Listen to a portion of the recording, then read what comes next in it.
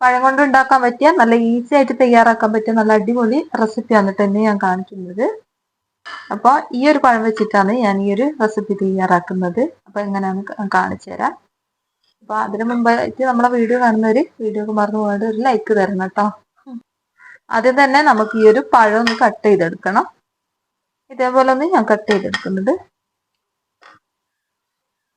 അപ്പൊ എത്ര കറുത്ത് പഴമായാലും ഇതേപോലെ ചെയ്താൽ മതി.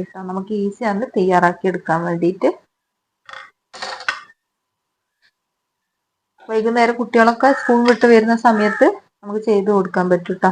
ഇത് ഞാൻ ഇതേപോലെ ഒന്ന് കട്ട് ചെയ്തെടുക്കുന്നുണ്ട്.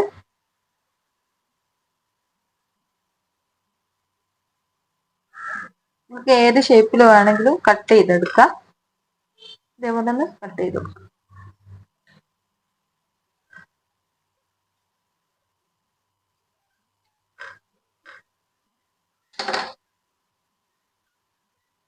ഞാൻ കട്ട് ചെയ്തെടുത്തിട്ടുണ്ട്. ഇനി ഇത് നമുക്ക് നെയ്യിലൊന്ന് മൂപ്പിച്ചെടുക്കണം. പഴം നമുക്ക് ഇതിലേക്ക് ഇട്ട് കൊടുക്കാം. ഒരു പാനിലേക്ക് ചൂടായി വന്നതിന് ശേഷം ഇതിലേക്ക് ഇട്ട് കൊടുക്കാം. ഇതിലേക്ക് ഞാൻ കുറച്ച് നെയ്യ് ഒഴിച്ചു കൊടുക്കുന്നു. കുറച്ച് മതിയാവും കേട്ടോ. അതൊന്ന് വാടി വരാനുള്ള നെയ്യാണ് ഞാൻ ഒഴിച്ചു കൊടുക്കുന്നത്. ഇതൊന്ന് ഇളക്കി കൊടുക്കാം. ഒന്ന് ഇളക്കി ഇട്ട് കൊടുക്കാം. നല്ലോണം ഒന്ന് വാടി വന്നോട്ടെ കേട്ടോ. കുറച്ചും കൂടി വേണമെങ്കിൽ നെയ്യ് ഒഴിച്ചു കൊടുക്കാം. വെളിച്ചെണ്ണ ഒഴിക്കരുത് കേട്ടോ, നെയ്യാണ് ഒഴിക്കാവും. എന്നാലാണ് കറക്റ്റ് ടേസ്റ്റ് നമുക്ക് കിട്ടുക.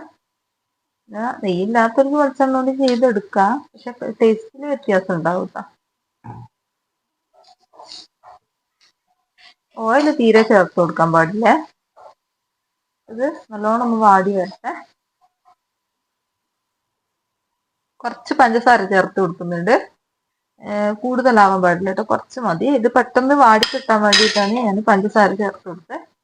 അതുമല്ല നമ്മൾ ഈ ചെയ്യുന്ന റെസിപ്പിക്ക് നല്ല ടേസ്റ്റ് ആയിരിക്കും കേട്ടോ.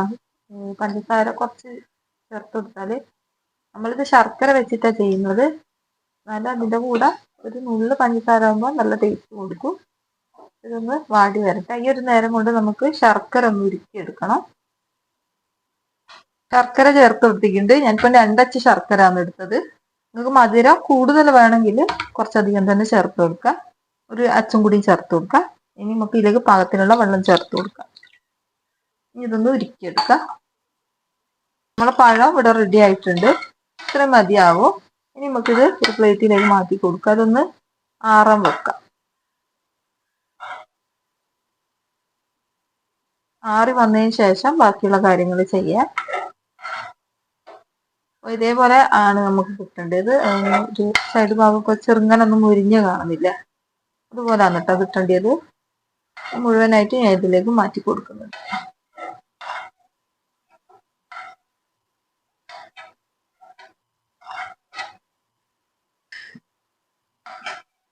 പഴം ഈ ഒരു മിക്സിന്റെ ജാറിലേക്ക് ഇട്ട് കൊടുക്കുന്നുണ്ട്. ഇതിലേക്ക് കുറച്ച് തേങ്ങാപ്പാൽ ഒഴിച്ച് കൊടുക്കുക. എന്നിട്ട് ഇതൊന്ന് നല്ലോണം അടിച്ചെടുക്കുക. ഇത്രയും തേങ്ങാപ്പാൽ ഞാൻ എടുത്തിട്ടുണ്ട്. നല്ലോണം ഒന്ന് പേസ്റ്റ് പോലെ അരച്ചെടുക്കാം.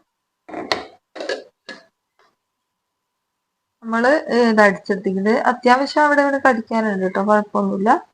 എന്നാലും അധികം ഞാൻ പേസ്റ്റ് ആക്കിയിട്ടില്ല കേട്ടോ. ഞാൻ നേരത്തെ പറഞ്ഞത് നല്ല പേസ്റ്റ് പോലെയാണ്, പക്ഷെ അവിടെ ഇവിടെ കടിക്കുന്ന സമയത്ത് നല്ല ടേസ്റ്റ് ആയിരിക്കും. അപ്പോൾ ഇതേപോലെയാണ് ഞാൻ ചെയ്തെടുത്തത്. അപ്പോൾ ഇത് നമുക്ക് ഇവിടെ വെക്കാം. നമുക്ക് മാണ്ടിയത് ചവ്വരിയാണ് കേട്ടോ. ചവ്വരി എന്ന് പറയും, സാബൂനരി എന്ന് പറയും. അതുപോലെ തന്നെ വേറെ എന്തെങ്കിലും പേരുണ്ടോ എന്ന് അറിയില്ല. നമ്മളിവിടെ സാബൂനരി എന്നാണ് കേട്ടോ പറയാ. അപ്പോൾ ഇത് ചെറിയ ടൈപ്പാണ്. വലിയ ടൈപ്പ് ഉണ്ട്, അത് എടുക്കാം, കുഴപ്പമൊന്നുമില്ല. അപ്പോൾ ഇത് ഞാൻ കുതിർത്ത് വെച്ചിന് കേട്ടോ. ഏകദേശം ഒരു 1/4 മണിക്കൂർ കുതിർത്ത് വെച്ചിന്. പെട്ടെന്ന് തന്നെ കുതിർന്ന് വരും, ചെറുതായതുകൊണ്ട്. വലുതാണെന്ന് ഒരു 1/2 മണിക്കൂറെങ്കിലും കുതിർത്ത് വെക്കാം. ഇനി ഇത് നമുക്ക് വേവിച്ചെടുക്കണം. ഇത് ഞാൻ കഴുകിയതിന് ശേഷമാണ് കുതിർത്ത് വെച്ചത്. ഇനി ഈ ഒരു പാത്രത്തിലേക്ക് ഒഴിച്ചു കൊടുക്കുക.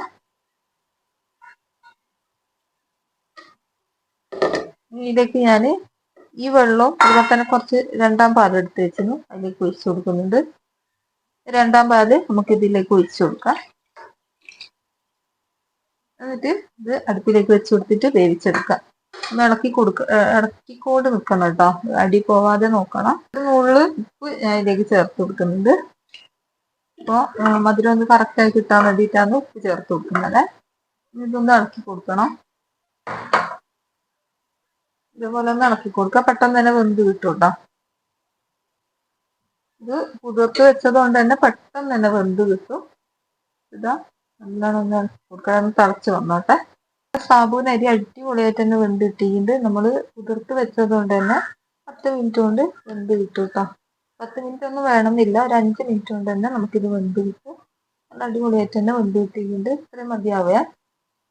നമുക്ക് ഇതിലേക്ക് ശർക്കര ചേർത്ത് കൊടുക്കാം. ഇതിലേക്ക് ചേർത്ത് കൊടുക്കുക. കല്ലുള്ള ശർക്കര ആണെങ്കിൽ നിങ്ങൾ അരിച്ചിട്ട് ചേർത്ത് കൊടുക്കുക. അല്ലെങ്കിൽ കല്ലില്ലെങ്കിൽ നേരത്തെ തന്നെ ചേർത്ത് കൊടുത്താൽ മതിയാവും. ഇത് ഒന്ന് ഇളക്കി കൊടുക്കുക.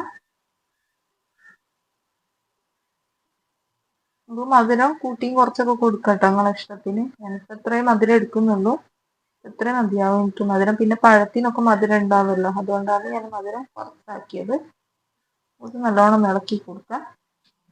ഇതിലേക്ക് നമ്മൾ അടിച്ചു വെച്ച പഴം ചേർത്ത് കൊടുക്കുക.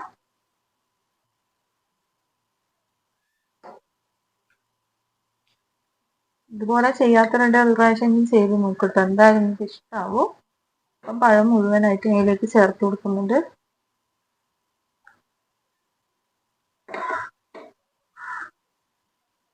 ഇതിലേക്ക് നമുക്ക് ഏലക്കായും അതുപോലെ തന്നെ നല്ല ജീരകം കൂടി ചതുക്കിയത് ചേർത്ത് കൊടുക്കാം. പിന്നെ ചുക്കും ചേർത്ത് കൊടുക്കാം. ഇതാ ഇത് നല്ലോണം ഇളക്കി കൊടുക്കാം. ഇത് മതിയാവും.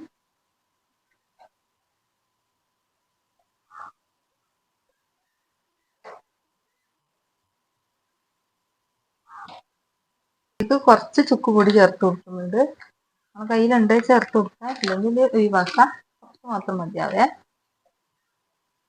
എന്നിട്ട് അതും കൂടി ചേർത്തിട്ട് ഒന്നും കൂടി ഇളക്കി കൊടുക്കാം. ഇത്ര ആയി കഴിഞ്ഞാൽ നമുക്ക് തേങ്ങാപ്പാൽ ഒഴിച്ച് കൊടുക്കാം. 1 പാലാണ്. എന്നിട്ടൊന്ന് ഇളക്കി കൊടുക്കാം. ഇനി ഇത് ചൂടായി വന്നോട്ടെ. എന്നിട്ട് ഫ്ലെയിം ഓഫ് ആക്കാം. അടിപൊളി പായസം ഇവിടെ റെഡി ആയിട്ടുണ്ട്. ഇതുപോലെ ചെയ്യാത്തവരുണ്ട് ചെയ്ത് നോക്കുക, എന്തായാലും ഇഷ്ടാവും. അപ്പോൾ ഓണമൊക്കെ വരുന്ന സമയത്ത് ചെയ്ത് നോക്കട്ടോ. നിങ്ങൾക്ക് വേണമെങ്കിൽ ഇത് മിൽക്ക് മെയ്ഡൊക്കെ ചേർത്ത് കൊടുക്കാം. അതൊന്ന് ചെറുങ്ങനെ ചൂടായി വന്നതിന് ശേഷം നമുക്ക് കുറച്ച് നെയ്യ് ഒരു പാത്രത്തിലേക്ക് ഒഴിച്ചു കൊടുക്കുക. അതൊന്ന് ചൂടായി വരുന്ന സമയത്ത് നമുക്ക് ഇതിലേക്ക് തേങ്ങാക്കൊത്ത് ചേർത്ത് കൊടുക്കുക. നമ്മുടെ കയ്യിൽ അണ്ടിപ്പരിപ്പും കിസ്മിസും ഉണ്ടെങ്കിൽ അത് ചേർത്ത് കൊടുക്കുക. ഇതൊന്ന് മൂത്ത് വന്നോട്ടെ. എന്നിട്ട് നമുക്ക് പായസത്തിലേക്ക് ചേർത്ത് കൊടുക്കാം. തേങ്ങാക്കൊത്ത് ചേർത്ത് കൊടുത്തതിന് ശേഷം ഒന്ന് ഇളക്കി കൊടുക്കുക. നമ്മുടെ കയ്യിൽ മിൽക്ക് മെയ്ഡ് ഉണ്ടെങ്കിൽ ലാസ്റ്റ് ചേർത്ത് കൊടുക്കുക. അപ്പോൾ അത് ഞാനൊന്നും ചേർത്ത് കൊടുക്കുന്നില്ല, വീട്ടിൽ കിട്ടുന്ന സാധനങ്ങൾ വെച്ചിട്ടാണ് ഞാനിത് തയ്യാറാക്കിയെടുത്തത്. അടിപൊളി പായസമാണ് കേട്ടോ. എല്ലാവരും ഒന്ന് ഇതേപോലെ ഒന്ന് തയ്യാറാക്കി നിങ്ങൾക്ക് എന്തായാലും ഇഷ്ടമാവും. അപ്പോൾ ഇത്രയേ ഉള്ളൂ ഇന്നത്തെ വീഡിയോ. ഇഷ്ടമാക്കിയതൊക്കെ ലൈക്ക് ചെയ്യാൻ മറന്നു പോകരുത്.